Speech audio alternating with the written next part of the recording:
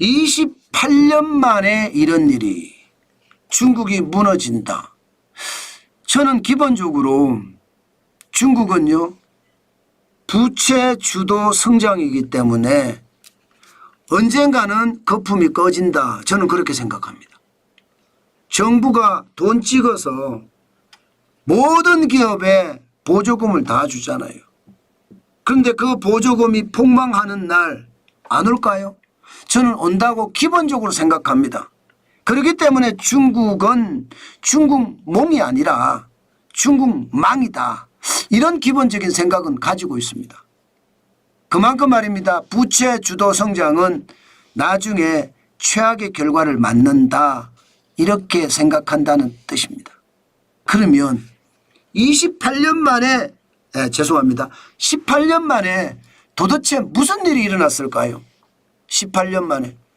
18년 만에 무슨 일이 일어났느냐.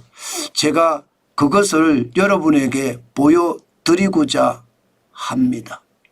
그 내용의 핵심은 이겁니다.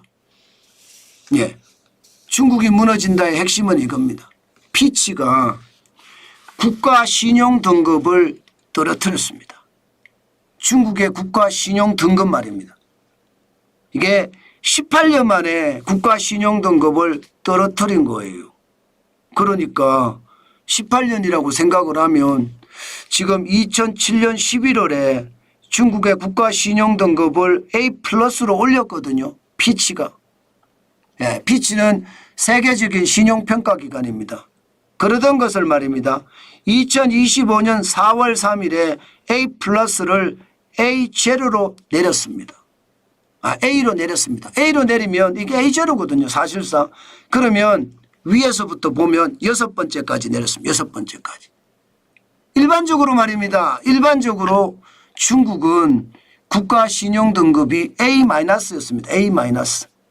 A-면 위에서 7번째였거든요. 7번째를 쭉 유지하다가 2005년 10월에 A+A로 올렸습니다. A로 올렸다가 2007년 11월에 A+로 올라갔습니다. 그러던 것이 지금 2025년 4월 3일에 A로 내렸습니다. 국가 신용 등급을 내리니까 중국은 극렬하게 지금 반발하고 있습니다. 무슨 국가 신용 등급을 내리느냐. 중국이 뭐가 잘못됐다고. 이것은 미국이 중국 죽이기다. 뭐 이렇게 이야기할 정도로 이거는 말이 안 된다. 이렇게 이야기하고 있습니다. 그런데 여러분 이게 이미 지금 말입니다. 지금 바로 피치가 트럼프 대통령의 관세 폭탄과 맞춰서 신용등급을 내렸느냐. 그거는 아니기 때문에 이게 세계 신용평가기관들이 굉장히 고심해서 내렸다고 저는 봅니다. 실질적으로도 보시면 지금 무디스 같은 경우는 이미 부정적으로 내려져 있잖아요. 그죠? 부정적으로 내려져 있습니다. 자, 이렇게 되면 지금 무디스는 지금 위에서 5번째 등급의 A1으로 되어 있거든요. A1. 무디스는요. 부정적이니까 일반적으로 6개월 안에 떨어뜨릴 수도 있습니다. 무디스가 국가 신용 등급의 전망 자체를 부정적으로 보고 있습니다. 이제 곧 제가 떨어뜨릴 것 같아요.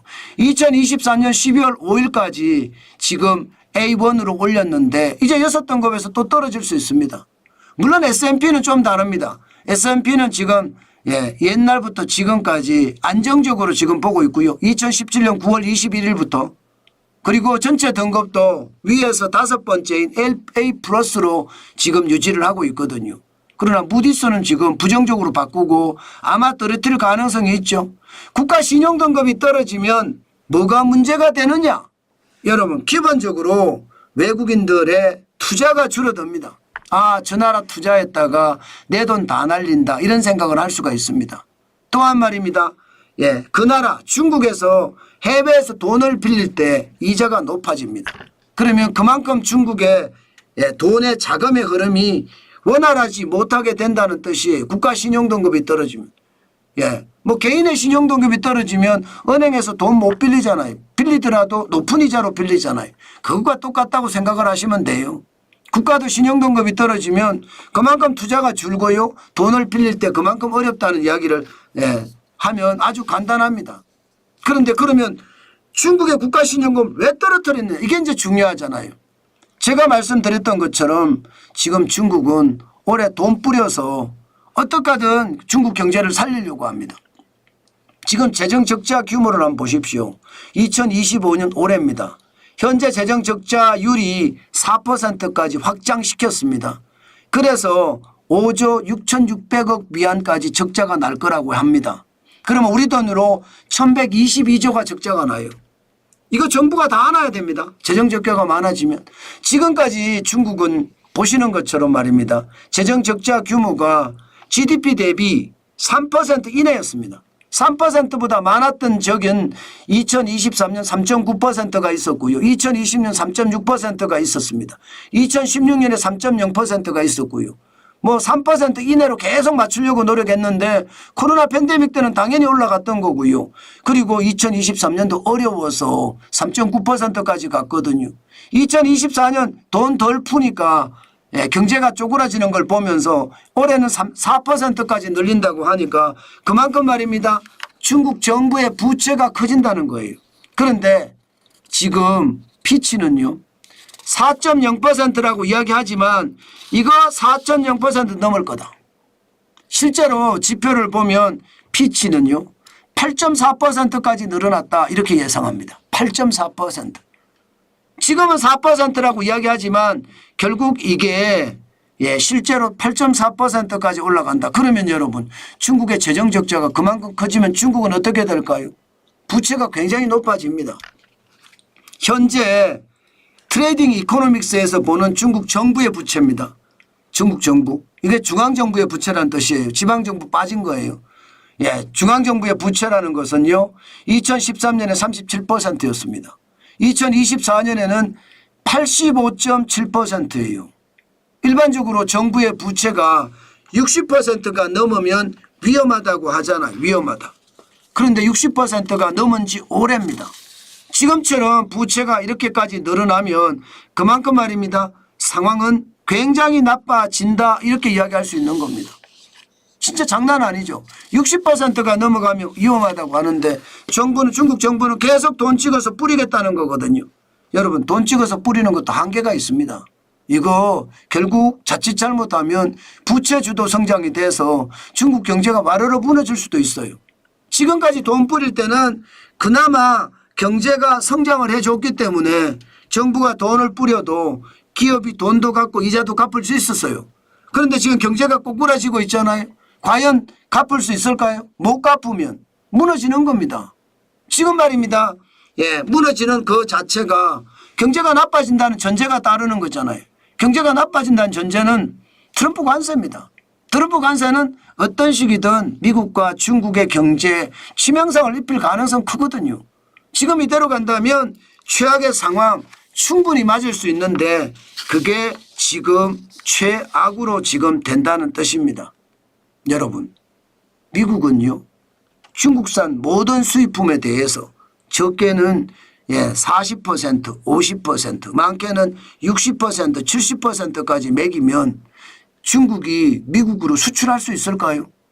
반면에 중국도 미국산 수입품에 대해서 적게는 10%, 20%에서 많게는 34%까지 매기면 이게 버텨낼 수 있을까요? 못 버텨냅니다. 결국은 말입니다. 결국은 세계적 대공황 충분히 터질 수 있습니다. 그런 상황이 지금 우리 곁에 와 있다 이렇게 얘기해도 틀리지 않아요. 진짜 지표 자체가 무섭죠. 지표 자체를 보면 진짜 경제가 무너진다는 소리가 들린다고 이야기하는데 그 말이 사실일 거예요. 지금 말입니다. 피치는 중국의 경제 성장률 절대로 5% 못 넘는다. 그만큼 성장률이 그만큼 꼬꾸라진다 이렇게 보고 있는 겁니다. 중국은 기본적으로 중국 경제를 원활하게 돌리려고 하면요 5.5%는 성장해야 된다고 했습니다. 그런데 작년에도 5% 성장했잖아요. 그것도 정부가 끼워 맞춰서 5%란 말입니다. 그런데 앞으로 어떻게 될까요? 앞으로 어떻게 될 거야가 굉장히 중요한데 지금 보시는 것처럼 5% 성장한다는 데는 아무 데도 없습니다. 그러면 중국이 안 무너질까요? 저는 트럼프 관세의 영향과 중국의 디플레이션, 저성장과 저물가의 상황 이런 것들이 동시에 겹치면서 중국 경제에도 치명상이 입혀질 거라고 봅니다. 지금까지는요. 기업들이 중국 정부가 빌려주는 돈을 부담을 했어요. 원금도 내고 이자도 냈습니다. 낼 수 있을까요? 지금 경제가 무너지면 내기가 힘들어집니다. 그러면 중국 몽이 아니라 중국 망이 될 수도 있다는 것. 다시 한번 여러분들도 보셔야 됩니다. 저는 중국 투자 선수들은 하셔도 좋습니다. 그렇지만 일반인들은 요즘 같을 때 중국 투자 안 하는 게 좋습니다. 저는 중국을 아예 쳐다보지도 않습니다. 앞으로도 당분간은 쳐다보지도 않을 겁니다. 아니 더 오랫동안도 쳐다보지 않을 수도 있습니다. 그만큼 중국은요. 기본적으로 부채 주도 성장을 했다는 게 겁나고 공포스러운 데다가 저성장의 깊이가 깊어지면 중국 기업들은 더 어려워질 겁니다. 여기에 트럼프 관세까지 폭탄처럼 안겨지면요. 중국 경제는 폭삭 주저앉을 겁니다. 그래서 제가 중국은 투자하지 않는 게 좋겠다. 저는 그런 말씀을 드리고 있는 겁니다.